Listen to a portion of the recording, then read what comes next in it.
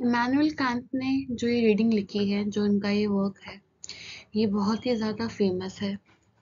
इसके लिए जाने जाते हैं क्योंकि इन्होंने जिन पॉइंट्स को इसमें टारगेट किया है वो यूनिवर्सली एप्लीकेबल है। यानी कि अगर हम में से कोई भी इसे पढ़ेगा तो हम ये जान पाएंगे कि ये तो हम भी अगर अपनी लाइफ में अप्लाई करते हैं तो ये 100% ट्रुथ है। तो आइए शुरू करते हैं। की focus. Beauty is a subjective experience but also involves a universality. जैसा कि हम जानते हैं कि हर किसी के ब्यूटी स्टैंडर्ड्स, हर किसी का परसेप्शन, ये जानने का तरीका कि उसके हिसाब से क्या चीज़ सुंदर है और क्या चीज़ सुंदर नहीं है, ये डिफरेंट होता है। पर अगर हम इसी बात को एक यूनिवर्सली पर्सपेक्टिव दे दें, जैसे कि एक रोज, एज अ पर्सन मैं मानती हूँ कि मुझे रोज नहीं पसंद, पर ये माना जाता है कि rose is a beautiful flower. अगर हम किसी को देते हैं तो it means we are showing our affection, हम अपना प्रेम दिखा रहे हैं उनके प्रति। पर ब्यूटी, यहाँ पे इंडिविजुअलिटी भी आ जाती है, यानी सब्जेक्टिव एक्सपीरियंस आ जाता है कि क्या एज अ पर्सन मुझे वो चीज़ ब्यूटीफुल लगती है या नहीं। तो यहीं से आपको एक आइडिया मिल जाना चाहिए कि इनकी रीडिंग में ये किस बात के ऊपर फोकस कर रहे हैं। He is focusing on beauty, कि ब्यूटी कैसे एक सब्जेक्टिव एक्सपीरियंस भी हो सकता है, एक सब्जेक्टिव एक्सपीरियंस है जो हर इंडिविजुअल के साथ डिफर करता है। Immanuel Kant is an 18th century German philosopher. इनका जन्म प्रोशिया में हुआ था। इनके कुछ और भी बहुत ही फेमस फिलोसफिकल वर्क्स हैं, जिसमें से critique of pure reason and critique of judgement भी आते हैं। According to him, philosophy is built upon the notion that human knowledge arises from the interaction between sensory experience and innate mental structure. जैसे ही मुझे मेरे बचपन से बताया गया होगा कि इस चीज़ का उपयोग ऐसे किया जा सकता है, या ये चीज़ हमारे लिए इसलिए फायदेमंद है, और वो चीज़ देखने में भी सेंसरी एक्सपीरियंस, छू के, जैसे कॉटन कॉटन हमें छूने से सॉफ्ट लगती है, तो हम क्या बोलेंगे कि हमारे सेंसेस को भा रही है, हमें ये अच्छी लग रही है। एक रोज हमारी आंखों को भाता है, उसका कलर, उसका स्ट्रक्चर, हमारी आई सेंस को, हमारे विजन के सेंस को अपील करता है।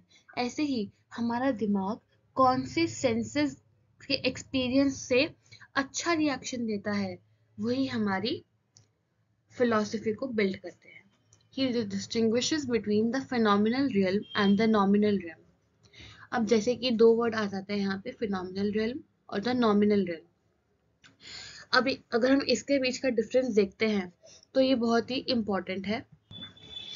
फिनोमिनल रियल्म का मतलब होता है जैसा पूरी दुनिया मानती है, जैसे दुनिया मानती है कि एक रोज सुंदर होता है।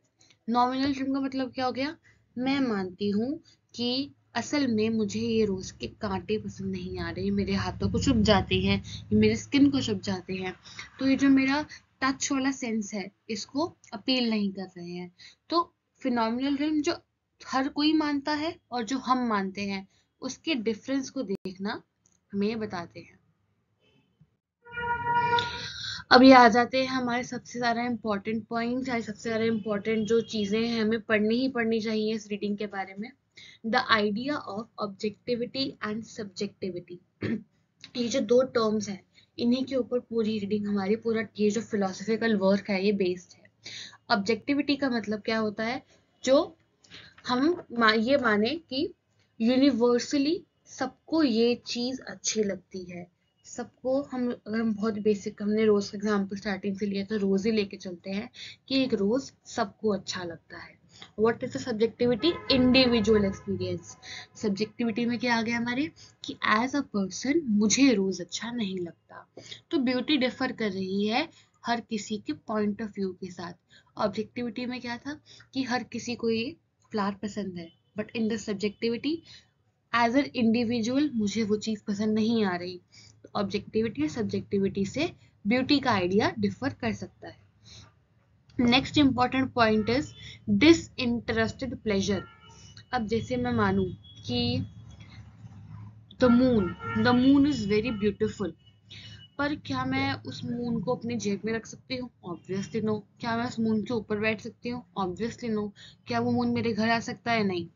तो डिसइंटरेस्टेड प्लेजर का मतलब हो गया जो चीज़ मुझे मिल नहीं सकती, जो चीज़ मेरी हो नहीं सकती, फिर भी हम उसको एडमायर कर रहे हैं बिकॉज वी थिंक कि वो चीज़ ब्यूटीफुल है, कि वो चीज़ सुंदर है, वो चीज़ हमारे सेंसेस को अपील कर रही है। I hope you are getting my point. अगला चीज़ आ जाती है जो इम्पोर्टेंट है, कैटेगोरिकल इम्पेरेटिव। बेसिकली अगर मैं इसकी डेफिनेशन आपको पढ़ के सुनाती हूँ, dictates moral action as a duty irrespective of personal desire. जैसे हमको ये सिखाया गया है कि ये चीज को आपको अच्छा मानना ही मानना है, ये चीज आपको सुंदर मानना ही मानना है, तो वो चीज चलती आ रही है जनरेशन बाय जनरेशन, या यूनिवर्सली बोला जाता है कि ये चीज हमारी मोरल ड्यूटी है, कि ये चीज हमें as a beautiful, as a appealing thing हमेशा हम उसको स्टार्टिंग से देखते आए हैं, तो वो कैटेगोरिकल इम्पेरेटिव हो जाता है। Next comes sublime versus beauty.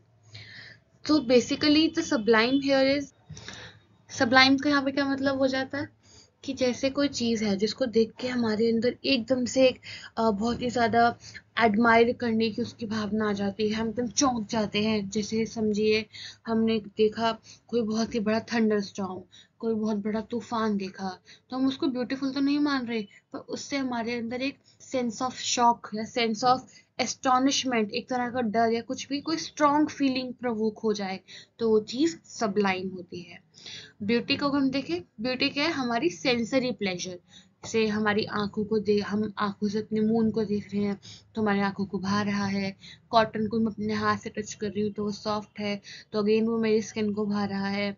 मैं कुछ टेस्टी से, हम आइसक्रीम खा रहे हैं तो मेरी टेस्ट की सेंसेस को भा रहा है, तो it is good in that sense. Beauty का अगर हम कुछ लेते हैं, जैसे हम कुछ चीज़ सुन रहे हैं, कोई बहुत ही ज़्यादा स्वीट सॉन्ग सुन रहे हैं, कोई स्वीट हमारे उसकी फ्लूट की कोई हम धुन सुन रहे हैं, तो सुन के हमारे सेंसेस को भा रहा है, तो क्या होगा, हमारे लिए ब्यूटीफुल हो जाएगा। तो बेसिकली सबलाइम एंड मिल्क में हम ऐसे डिफरेंस देख सकते हैं। So that was a summary और इम्पोर्टेंट पॉइंट की एक वीडियो हमारे पास। I hope you get my point, I hope आपको समझ आया होगा। कोई भी डाउट के लिए you can put down in comments. Thank you.